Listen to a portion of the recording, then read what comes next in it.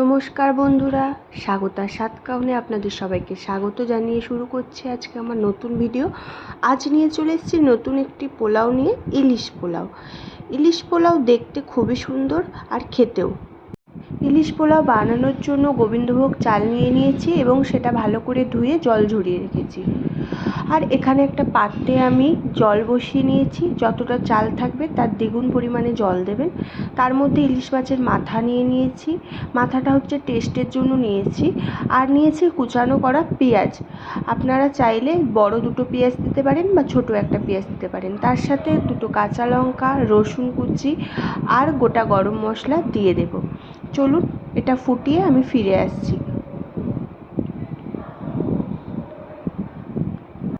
এখানে আমি ইলিশ মাছ নিয়ে নিয়েছি, গাদা পেটি আপনি নিতে পারেন। ইলিশ মাছে এখানে আমি লবণ মাখিয়ে নিচ্ছি, আর মাখিয়ে নিচ্ছি সামান্য পরিমাণে হলুদ। বেশি হলুদ দেওয়ার প্রয়োজন নেই, কারণ আমরা পরে এটাতে হলুদ ব্যবহার করব। এটা মাখিয়ে আমি ভেজে নেব। চলুন মাছগুলো ভেজে নেওয়া যাক।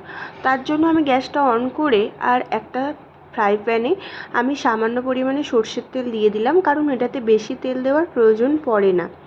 তো তেলটা গরম হলে আমি মাছের টুকরোগুলো দিয়ে দেব ভাজার জন্য। তেলটা গরম হয়ে গেছে, এখানে আমি মাছের দাগাগুলো দিয়ে দিচ্ছি। আচ্ছা, এখানে বলে রাখি মাছটা বেশি ভাজার প্রয়োজন নেই। আচ্ছা, এখানে আমার মাছগুলো ভাজা হয়ে গেছে, আমি এগুলো তুলে নিচ্ছি। চলুন পোলাওয়ের দিকে যাই।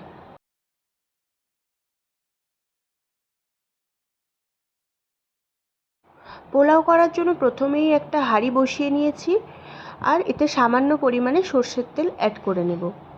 তেলটা একটু গরম হোক।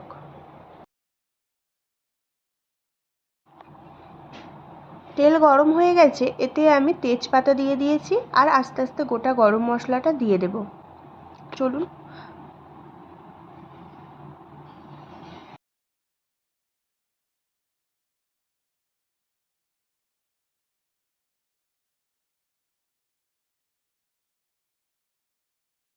এটা একটু ভেজে নিয়েছি, তারপরে আমি কুচানো পেঁয়াজ দিয়ে দেব।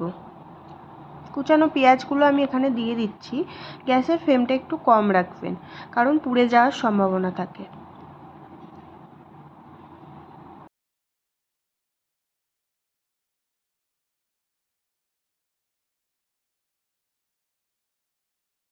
দেখুন পেঁয়াজগুলো আমার এখানে লাল করে ভাজা হয়ে গেছে, আর একটু ভেজে নিতে হবে।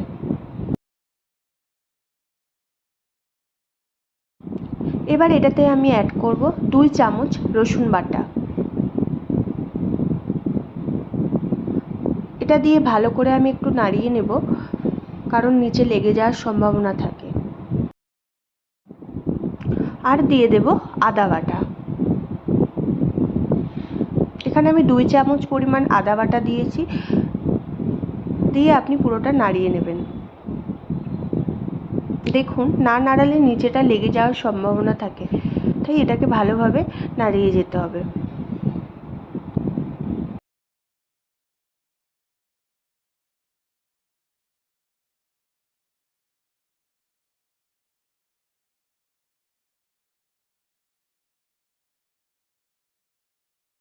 এটা ভালো করে মিক্স করে তার মধ্যে আমি একটু ঘি অ্যাড করলাম। ঘি দিলে পোলাওয়ের ফ্লেভারটা সুন্দর আসে।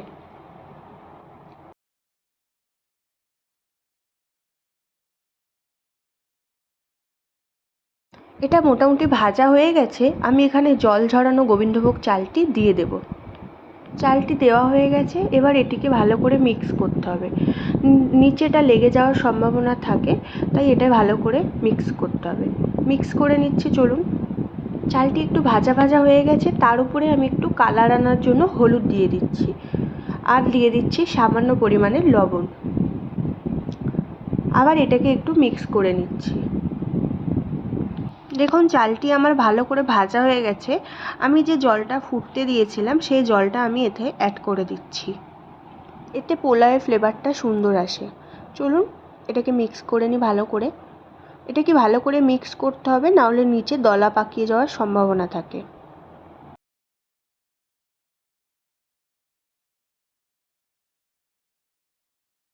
চালটি ফুটুক, আমি এখানে একটু চাপা দিয়ে রাখলাম 10 মিনিটের জন্য। এবার ঢাকনাটা খুলে একটু চালটা আমি দেখে নেব। দেখুন ঠিকঠাকই হয়ে গেছে। এবার চালটা একটু ফাঁকা ফাঁকা করে দেব মাছগুলো দেওয়ার জন্য।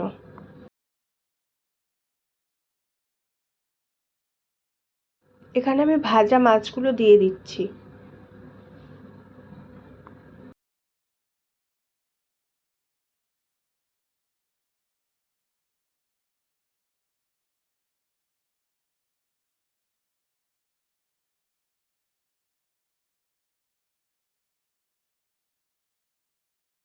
এবার উপর থেকে আস্তে আস্তে মাছের উপর চালটা দিয়ে দেব, যাতে মাছটা সিদ্ধ হয় ভালো করে।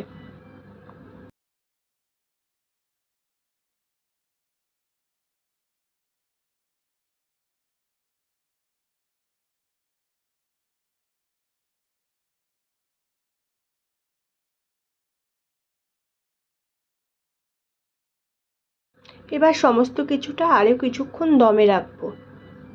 চলুন ফিরে আসছি সার্ভ করে। দেখুন এটা মোটামুটি হয়ে গেছে। এটা আমি খুলে দেখছি যে মাছটা চালটা সম্পূর্ণভাবে সিদ্ধ হয়েছে কিনা। মোটামুটি সিদ্ধ হয়ে গেছে। এবার আমি এটি সার্ভ করে নেব। সার্ভ করার আগে কিছুটা কাজু কিশমিশ আর বেরেস্তা আমি আগে থাকতে বানিয়ে রেখেছিলাম, সেই বেরেস্তাটা দিয়ে দেব।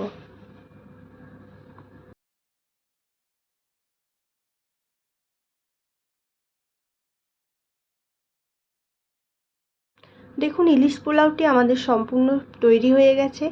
এই পোলাওটি যদি আপনাদের ভালো লাগে তাহলে পরিবারের সাথে শেয়ার করে নিন। আর আমার ভিডিওটি ভালো লাগলে একটা লাইক করুন আর একটা কমেন্ট করুন। নমস্কার।